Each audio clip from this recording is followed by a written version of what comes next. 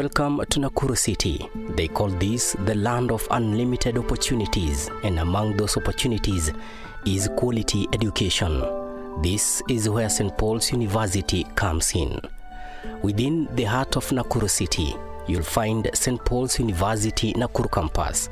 This campus was established in May 2011 to offer diploma, undergraduate and postgraduate courses to those who could not make it to the main campus in Limuru or Nairobi and Machakos campuses. And one thing stands out at this campus: the level of investment for students to access research materials.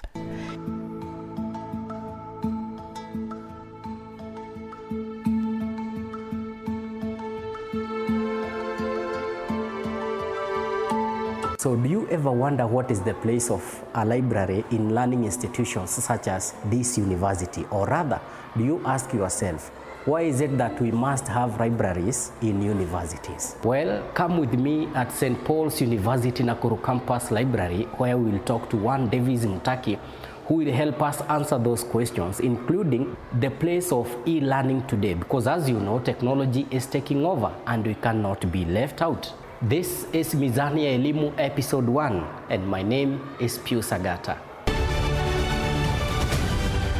But before we talk to Davis Mtaki, like I said, do you know that the oldest known library in the world is believed to have been assembled by Ashurbanipal, king of the Assyrians, between the year 666 and 631 BC. This library was located in his royal palace in Nineveh in the present-day northern Iraq, karibu na Mosul, and it included some 30,000 clay tablets inscribed with cuneiform writing. Here in Kenya, the history of libraries dates back to the second half of the 19th century when Western civilization began. Until the coming of the Europeans, most foreigners in East Africa were Arabs, who, by the way, had no interest in libraries unlike the European missionaries. So, long story short, why do you need library services as a student? Davis Mtaki says, hapa ndio mambo yote hupikiwa, yani a library ndio kitchen ya student. Start by telling us your name and what you do here at St. Paul's University. My name is Davis Mtaki. I work as the senior library assistant here in Nakuru Campus. Yeah. For how long? For like 12 years now. 12 years. Yep. So you've seen a lot of students coming in, graduating. Yes. A lot of students, a lot of staff. Yeah. So tell us, why is it that library ni kitu cha maana sana kwa universities? The library is the kitchen of the university. That is where everything is cooked. A university without a library would not be a university, because we do a lot of research, a lot of learning that is dependent on the library. Yeah. So without maktaba, no, you wouldn't have any business going on here. And that is not all. If you are new to using library resources, you must first be ready to learn how to use those resources. What happens when a student joins St. Paul's University? She or he has to go through an orientation process of the library to get to know what we do. Before then, we register them in collaboration with the registry office that gives us information about the student, which then we will put in our systems, and then we are now able to allow the students to borrow and to use our resources. But we also do a lot of training for our students so that they understand how to borrow, the kind of resources we have, and the kind of services that we offer. So that is what we do here. Okay. Yeah. And this name OPAC, Online Public Access Catalog, what is it all about? As I've said, that you have to be a registered member of the library. Okay. Depending on which category of student you are, if you're a PhD, master's, undergraduate, certificate, or diploma, there are different borrowing durations that have been assigned to them. Although we still will take you through how to search for books on the shelves. So you need to also be able to know the location of books through our online public access catalog, and be able to locate the books, bring them over the circulation desk, and then we're able to issue them out to you. So, at St. Paul's Nakuru Campus Library, you don't just get access to physical books and journals. Pia kuna meza iko hapa, ready for the lovers of news like myself. And by the way, if you don't love hard copy newspapers, kuna electronic newspapers around. If you like it, call them e-papers that you can read online and leave when you are done. That we also have e-papers, which we have paid for, that our students are able to access from right here in the library and use and access an e-paper like every day. Yeah. Let us go back to 2020 when Corona hit and many services were brought to a halt. Shule zikafungwa and learning was almost impossible to some institutions. Maktaba hata za kitaifa zikawa mahame. However, St. Paul's University made sure students could continue with their education at home. This was not hard to implement, was it, Mr. Davis? I mean, there was an already working system for distance learning students. So, swali nafaa niulize ni, how did these thousands of students get access to books and other learning materials while at home?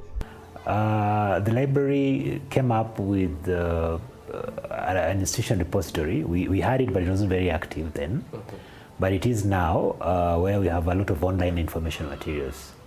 And we also came up with what we're calling remote X, that is remote access to the university library, where students can access our servers when they want to borrow ebooks or to use ebooks and other information materials. And we provide that service and support to our students through our platforms. We're able to communicate them through email and through phones and be able to connect them. Yeah, and they come over for registration and we are able to train them on how to use that resource. We work in tandem with the ICT department because they're the guys who support our systems. If our systems are down, then all the students that are depending on our remote access, that are depending on our equipment here to access the different information resources, they will not be able to. So we can't do without them. We can't do without them. Yeah. So after registration, there is nothing much apart from accessing the books online. Yes. Where do you get these books from? We buy and also get donations from abroad. This means St. Paul's University has to invest millions in buying hard and soft copies of learning materials, right? But we also have quite a big budget for books. Yeah, the library so spends... it's a huge investment. Huge investment. Library spends over 15 million shillings on books every year. Yes, every academic year. Yeah. And the e-resources?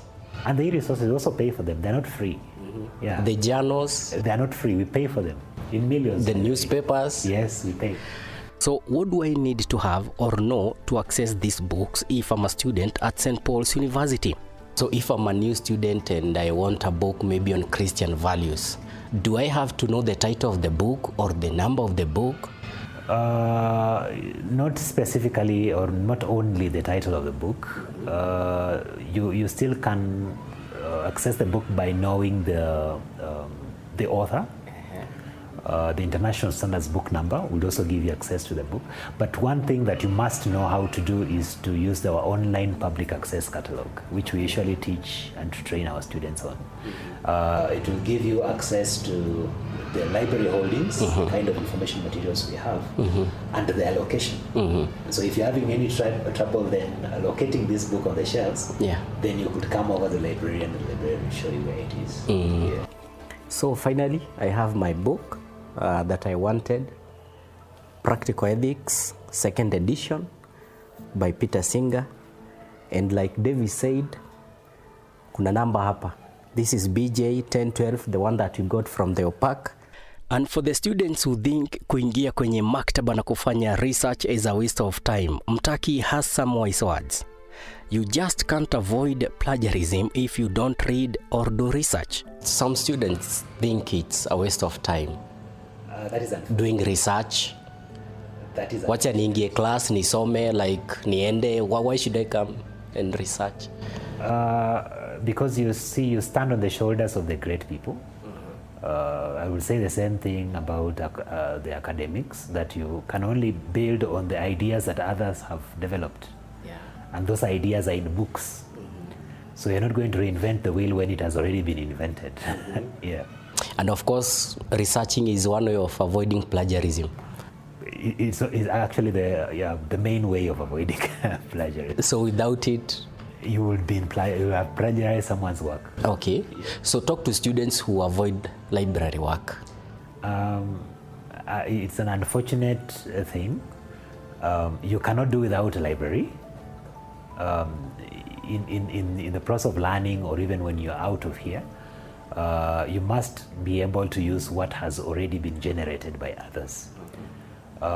For you to grow even as an academic or in a profession, you must read broadly and not only depend on the teacher's notes that you get in class. Yeah, you must be able to read really broadly, and the library gives you access to that kind of broadness. And now I believe you know why, as a student, you should always pay a visit to these shelves. For instance, if you are a communication student, media studies, communication works, human communication, the basic courses, and many other books. This one is Mass Communication Theory by McQuills and so many. Kwa wapenzi wa Kiswahili,